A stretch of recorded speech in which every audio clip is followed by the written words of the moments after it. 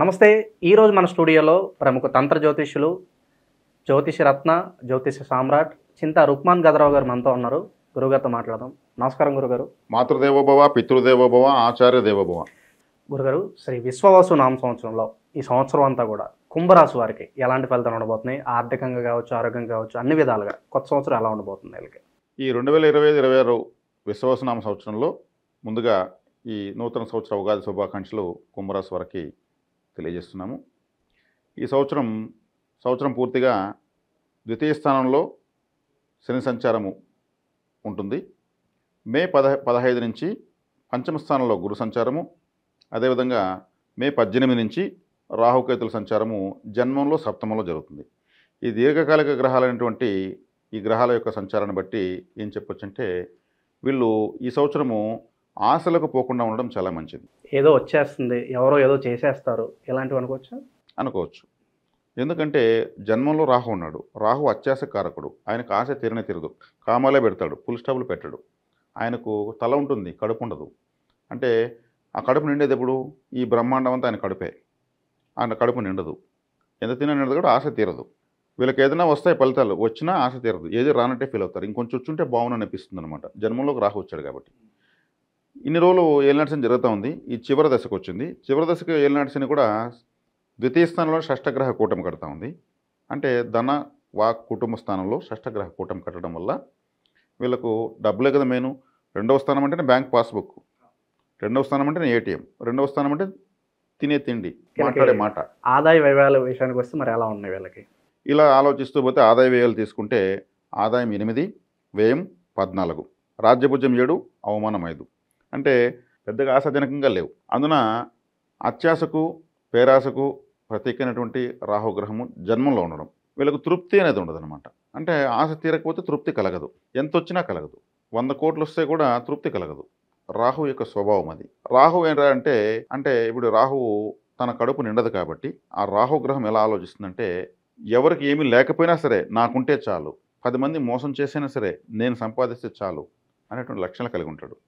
ఇప్పుడు కుంభరాశి వాళ్ళు నైసర్గికంగా వైరాగ్యులు. ఈ రాశిలోనే రమణ మహర్షి పుట్టారు.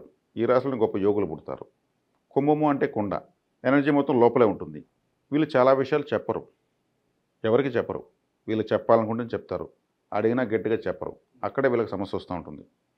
దాని తగినట్టు ఈ అత్యాశపరమైనటువంటి రాహుగ్రహం జన్మలోకి రావడం ఒక విధంగా మైనస్ అని చెప్పచ్చు. వీళ్ళకి ఫలితాలు వస్తాయి, కానీ వీళ్ళకి తృప్తి ఉండదు. సప్తమ స్థానంలో కేతు ఉన్నాడు. సప్తమ స్థానంలో కేతు ఉన్నప్పుడు ఏమవుతుంది? యూరినరీ ఇన్ఫెక్షన్స్ వచ్చేదానికి అవకాశం ఉంటుంది. సప్తమ స్థానం ఉంటేనే కిడ్నీలు. ఈ యూరినరీ ఇన్ఫెక్షన్స్ వచ్చినప్పుడు కిడ్నీలకు సంబంధించినటువంటి సమస్య వచ్చేందుకు అవకాశం ఉంటుంది. కాబట్టి సప్తమ స్థానంలో కేతు అంటే అంగవైకల్య గ్రహం ఉందన్నమాట. కాబట్టి సుబ్రహ్మణ్య ఆరాధన విశేషంగా చేసుకోవడం ఉత్తమం. అదేవిధంగా వీళ్ళు గరుక్మంత ఆరాధన చేసుకోవడం కూడా మంచిది. ఎందుకంటే సర్పగ్రహాలు జన్మస్థానాన్ని, సప్తమ స్థానాన్ని ఆక్రమించాయి. ఇక ద్వితీయంలో శనేశ్వరుడు ఒక విధంగా అన్కంఫర్టే అని చెప్పాలి. ఆయన బలంగా ఉన్నాడంటే బలంగా ఉన్నాడని చెప్పలేము, బలంగా లేదంటే అట్లా చెప్పలేము. ఎందుకంటే షష్టగ్రహ కూటమి ద్వితీయ స్థానంలో, కుటుంబ స్థానంలో జరిగింది. వీళ్ళ యొక్క కుటుంబంలో గందరగోళ పరిస్థితులు, కొత్త మనస్పర్ధలు వచ్చే అవకాశాలు ఖచ్చితంగా వస్తాయి. 6 గ్రహాలు కుటుంబ స్థానంలో కలిసి విడిపడతాయి కాబట్టి మళ్ళీ వీళ్ళ రాశి బిందుగా రకరకాలుగా ప్రయాణిస్తాయి అవి. ఇక వ్యాపారస్తులకు ఎలా ఉంటుంది గురుగారు? మీరు ఏ వ్యాపారాలు సూచిస్తారు కుంభరాశి వారికి ఈ సంవత్సరం మొత్తం? వీరికి హోటల్ వ్యాపారం బెటర్ అండి. ఎందుకంటే ఫుడ్ రిలేటెడ్ బెటరు. ఎందుకంటే ఈ రాహు అంటే తృప్తి కలగదు అని చెప్పాను, ఆశ తీరదు అని చెప్పాను. అంటే రాహు అంటే ఆకలి అనేది తింటే మళ్ళీ తినాలి కంపల్సరీ. ఆకలి పూర్తిగా తీరిపోయేది మనిషికి ఎప్పుడు ఉండదు. ఒకరోజుకు 3 సార్లు మళ్ళీ తినాలనిపించేటువంటి వ్యాపారం హోటలే. ఫుడ్, ఆహార సంబంధమైన వ్యాపారాలు బాగుంటాయి. ఎందుకంటే రాహు లగ్నం ఉన్నప్పుడు హోటల్ అంటేనే రాహు. కాబట్టి ఇటువంటి హోటల్ ఫీల్డ్లో నోటి ద్వారా కడుపుకి వెళ్ళేటువంటి ఏ వ్యాపారమైనా వీళ్ళు చేసుకోవచ్చు. అది మెడికల్ షాప్ కావచ్చు, కొబ్బరికాయల వ్యాపారం కావచ్చు, చేపల వ్యాపారం కావచ్చు, రైస్ బిజినెస్ కావచ్చు, ఏదైనా సరే ఫుడ్ రిలేటెడ్ బిజినెస్ మాత్రం చక్కగా కలిసి వస్తుంది. ఇక కొత్త అవకాశాల పరంగా, గుర్తింపు పరంగా ఎలా ఉంటుంది ఈ సంవత్సరం అంతా? గుర్తింపు పరంగా వీళ్ళు విశేషంగా పాకులాడతారు. కావాలి. గుర్తింపు, ఆశ, పేరాశ, ఇంకా కావాలి, ఎంత వచ్చినా ఇంకొంచెం వచ్చుంటే బాగున్ను, అది మాత్రం విశేషంగా వీళ్ళు ఆశిస్తారు. సాధించినా కానీ తృప్తి మాత్రం చెందరు. అవకాశాల పరంగా కూడా అలాగే ఉంటాయా? వస్తాయి కానీ అందిపుచ్చుకోలేరు అంటారా? వచ్చినా వీళ్ళు తృప్తి పడినప్పుడు అది వచ్చిన ప్రయోజనం తృప్తి వీళ్ళకి కలగాల. ఒక 50,000 జీతం వచ్చినా కూడా సరిపోదు, నాకు 1,00,000 కావాలి. లక్ష కావాలి. 1 కేజీ బంగారు వచ్చిందనుకో, ఇంకొక కేజీ వచ్చుంటే బాగుండు అంటారు. ఎంత వచ్చినా నీకు ఆస్తి తీరదా అంటూ ఉంటారు కొంతమంది. రాహు జన్మలో ఉన్న వాళ్ళకి అలా ఉంటుంది. వీళ్ళకి కావాల్సిన దానికోసం అబద్ధం చెప్పడానికి వెనకాడరు. కానీ కుంభరాశి వాళ్ళకు పంచమ స్థానంలో గురువు ఉన్నాడు, ద్వితీయాధిపతి.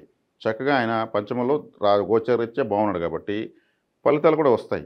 ఈ రాహు యొక్క స్వభావం వల్ల వీళ్ళు ఇలా ప్రవర్తిస్తారు. కానీ కుంభరాశి వాళ్ళు చాలా గొప్ప రాశి అది. ఎందుకంటే రాహుకి ఇక్కడ బలం కూడా ఎక్కువే. ఖచ్చితంగా అయితే ఫలితాలు వస్తాయండి. వీళ్ళు తృప్తి పడేది నేర్చుకుంటే చాలు. ఇక్కడ ఒకటే డిఫరెన్స్, ఒకటే చేంజ్. వీళ్ళు కరెక్ట్ దాంతో అడ్జస్ట్ అవ్వాలి. ఏమొచ్చినా మనకు వచ్చింది చాలు, బెటర్, బాగా వచ్చింది అనుకుంటే వస్తే చాలు. ఇక శుభకార్యాల పరిస్థితి ఏంటంటారు ఈ కొత్త సంవత్సరంలో? శుభకార్యాల పరిస్థితి చెప్పుకుంటే వీళ్ళకు సప్తమంలో కేతువు. ఆ సప్తమంలో కేతువు వచ్చేకాడికి అంత అసహజనకంగా కేతువు శుభకార్యానికి ఆయనకు అర్హత లేదు. అది ఇచ్చేటువంటి అనుమతి ఆయన దగ్గర లేదు. కేతువు వచ్చేకాడికి ఏదైనా ఆపేదానికి అనుకూలము ఆయన అధిపతే, కానీ జరిపించడానికి అధిపతి కాదు. ఆయన ఒక బ్రేక్, ఒక స్పీడ్ బ్రేకర్, ఒక చెక్ పోస్ట్. నాకేది వద్దు, వైరాగ్యం. వైరాగ్యం అంటే ఏది వద్దన్నప్పుడు వైరాగ్యం వస్తుంది, ఏదో కావాలనుకున్నప్పుడు రాదు. కాబట్టి సప్తమ స్థానంలో ఆ విధమైన కేతుగ్రహం ఉన్నప్పుడు వీళ్ళు సుబ్రహ్మణ్య ఆరాధన చేసుకోవడం చాలా ఉత్తమం. అదేవిధంగా విఘ్నేశ్వర ఆరాధన చేసుకోవడం ఉత్తమం. ఎందుకంటే అన్ని విఘ్నాలు కలిగించే గ్రహం ఉంది కాబట్టి దానికి అధిపతి విఘ్నేశ్వరుడు.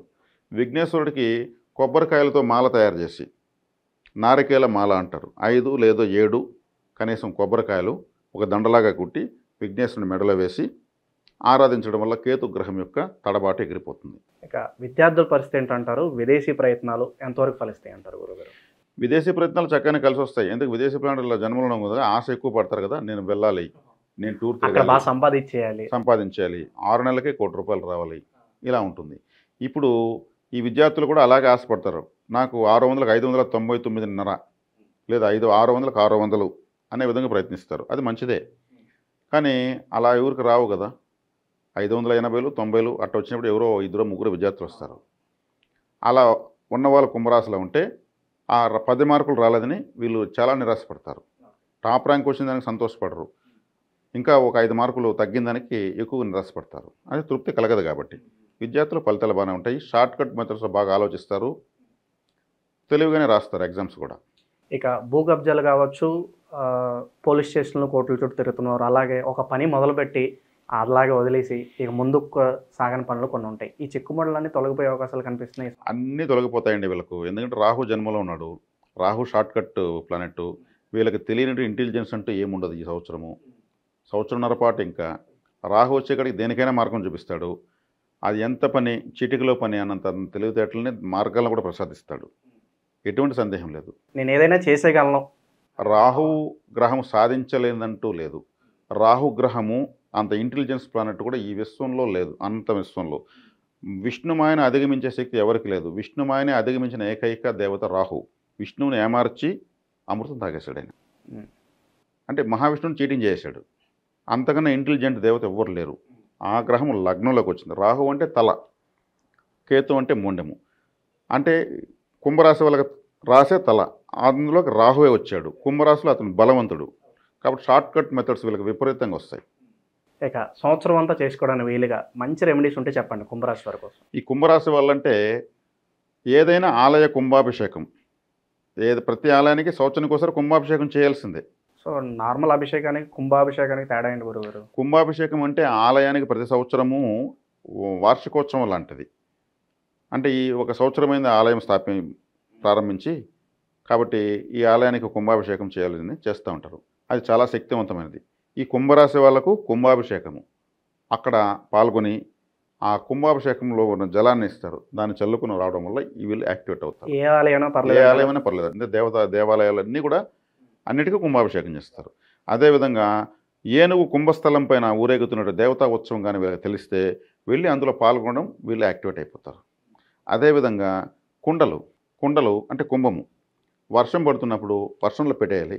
ఆ వర్షం నీళ్ళు కొండలో ఎన్ని సేవింటే అలా తీసుకుని పెట్టుకుని వీళ్ళు వాటిని సేవించి, వాటిని చల్లుకొని, వాటిని ఉపయోగించుకోవడం వల్ల ఈ రాశి వాళ్ళు యాక్టివేట్ అవుతారు. ఇప్పుడు చెప్పినటువంటి పేరాశలు ఏమైనా కంట్రోల్ అవుతాయి.